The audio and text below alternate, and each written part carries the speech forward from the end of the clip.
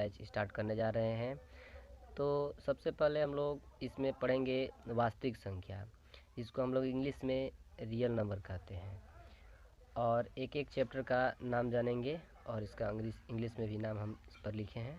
देखिए, सबसे पहले पढ़ना है वास्तविक संख्या, जिसको हम लोग इंग्लिश में रियल नंबर कहते हैं। इसके बाद आ जाता है बहुपद, जिसको हम इंग्लिश में पोलिनोमियल्स कहते हैं। इसके बाद आता है दो चर वाले रैखिक समीकरण युग्म, pair of linear equation into variable. इसके बाद पढ़ना है द्विघात समीकरण। द्विघात समीकरण को इंग्लिश में हम लोग क्वाड्रेटिक इक्वेशन कहते हैं, क्वाड्रेटिक इक्वेशन। इसके बाद आता है अर्थमेटिक प्रोग्रेशन, समानांतर श्रेणी, अर्थमेटिक प्रोग्रेशन।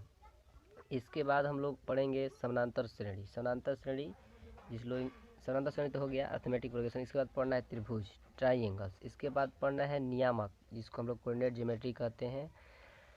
इसके बाद आ जाता है त्रिकोणमितीय अनुपात एवं सौर समीकरण, ट्राइगोनोमेट्रिक रेशियो एंड आइडेंटिटीज।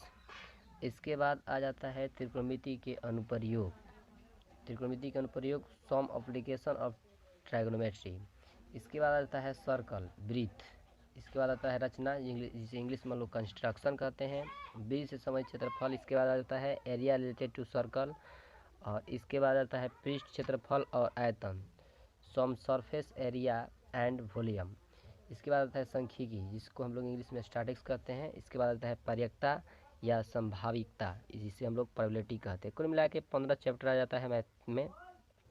इसके बाद हम लोग ये भी जान लें कि कौन कौन मिलकर कितना नंबर का आता है। इसमें सबसे पहले होता है संख्या पद्धति। संख्या पद्धति के अंतर्गत वास्तविक संख्या, दो चर में रैखिक बहुपद, ये दोनों मिलकर आता है 10 मार्क का। इसके बाद आता है बीजगणित, जो समीकरण, द्विघात समीकरण, अंक गणितीय आवृत्ति, ये दोनों मिलकर आ जाता है 20 मार्क का। इसके बाद त्रिकोणमिति होता है, त्रिकोणमिति में त्रिकोणमितीय अनुपात और तादात्म्य, त्रिकोणमितीय तादात्म्य दोनों मिलकर पढ़ना है 20 मार्क। जो 20 मार्क वाला होगा थोड़ा डीप में पढ़ेंगे और थोड़ा उस पर ज़्यादा समय लगेगा और उसको गहराई से हम लोग समझेंगे, ठीक है। इसके बाद हम लोग पढ़ना है नियामक ज्यामिति। नियामक ज्यामिति ये आ जाता है 10 मार्क का, कोऑर्डिनेट ज्योमेट्री। इसमें आ जाता है ज्योमेट्री के अंतर्गत त्रिभुज, वृत्त, बनावट और समतल क्षेत्र का क्षेत्रफल आ जाता है, ये भी 20 मार्क का था। इसमें तीन जो है विशेष सूचक, ये तीन जो विशेष सूचक होता है 20-20 मार्क का आता है। इसको थोड़ा हम लोग डीप से पढ़ेंगे। इसके बाद हम लोग पढ़ेंगे क्षेत्रमिति, मेंसुरेशन, ये 10 मार्क का आता है। पृष्ठों का क्षेत्रफल, आयतन, ये दोनों जो है इसी के अंतर्गत, क्षेत्रमिति के अंतर्गत आ जाता है।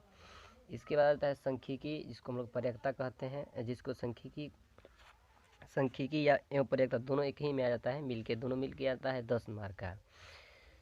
और स्टैटिक्स होता है और एक प्रोबेबिलिटी होता है, इसको इंग्लिश में कहते हैं। तो ये रहा मैट्रिक्स क्लास का सिलेबस। इसके बाद हम लोग जानेंगे एक एक चैप्टर के बारे में, ठीक है। Thank you.